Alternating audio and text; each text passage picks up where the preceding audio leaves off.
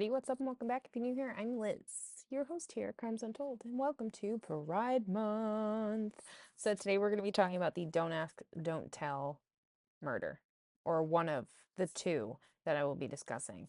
This one is the murder of 21-year-old Barry Winchell. So Barry Winchell was actually murdered while he was asleep outside of his barracks following a fight that he had with Calvin Glover. Justin Fisher was also involved in this as well, and he was charged as an accessory to murder for this crime. Now, this crime took place on July 5th of 1999 at Fort Campbell, and Barry unfortunately was bludgeoned to death after being repeatedly harassed over the weekend of the 4th of July by Calvin and Justin. It's mind-boggling how they got away with doing what they were doing for so long, because typically speaking, when you harass somebody, um there's generally a record of it, especially with these men, because there is record of them, of this happening, of there being issues with Barry and with these two other men. So the basically the motive for this is transphobia and revenge. So Barry was dating a transgendered woman named Calpurnia Adams. Calpurnia Adams is actually a prominent figure within the LGBTQIA plus community. She's an activist for transgendered rights, and she is a actress, musician, and giant spokeswoman for this. She served at the hospital corpsman with the Navy. And within her last year of being in the military, that's when she came out as being transgendered. And the reason why I'm talking about her is because she was dating our victim, Barry Winchell. So they got together after they met, and they were happy. She was working as a performer, and during their relationship, and word of their relationship went around Fort Campbell, and he then was being harassed by fellow soldiers, which were Calvin Glover and Justin Fisher. Now, his death is horrific. Horrific. Shouldn't have happened, but a lot of these murders shouldn't happen, and they do. So like I mentioned, we have Calvin Glover and then we have Justin Fisher. Calvin Glover has a history. Calvin Glover has a history of violence stemming from a young age. And coming from a broken family, it doesn't give him an excuse for what he did. Um, but it was brought up during a lot of the legal aspects of this case, where he had separated parents. He stayed at youth homes. His family had a hard time. He had low self-esteem, alcohol abuse, other things, all starting from the age of 13. He dropped out of school in 8th grade. He then would enroll in counseling. And when he was 17, that's when he enlisted in the Army. So Calvin Glover was 18 when this happened, prior to the murder, to the actual act. So Calvin and Barry got into a fight. They both had been drinking, and needless to say, Barry won.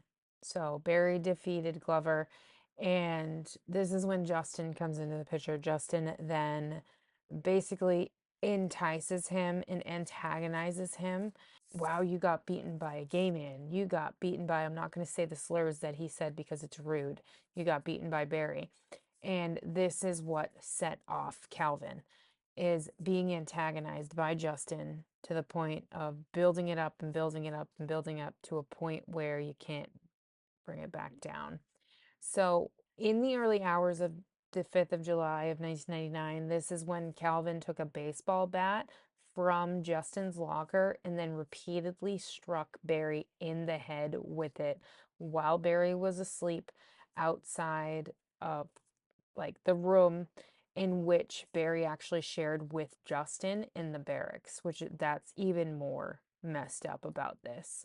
Barry then would be transported to Vanderbilt University Medical Center, suffering with massive head injuries, and he would die on July 6th of 1999.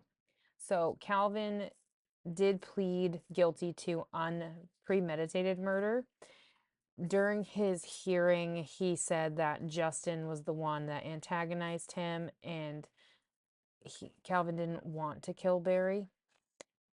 And he would elaborate, he was so drunk, he didn't want Barry to die. It was a mistake. Wasn't like he was mad at him for nothing. He had nothing against him. They still decided to take Calvin to trial, and it's during his trial that's when his defense attorney claimed that Justin was the one that basically persuaded him to kill Barry, and Justin thought that Calvin was a great candidate to take out Barry, just because he didn't like that he was in a relationship with a transgendered woman. Now, Calvin faced life with or without the possibility of parole. And this is the part that irritates the crap out of me, is that yes, Calvin got life with parole. But Fisher was charged with participating as a principal to premeditated murder and accessory after the fact to premeditated murder. Now, he ended up being convicted of obstruction of justice, providing alcohol to a minor, which was Calvin, and false swearing. There was 3 counts of that, 2 counts of obstruction of justice. The other 2 that I first mentioned were dropped due to his plea deal that he had, unfortunately. And Calvin was convicted of premeditated murder, not unpremeditated murder. So Calvin ended up getting life in prison with the possibility of parole, and this was in obviously 1999. He was paroled in 2020.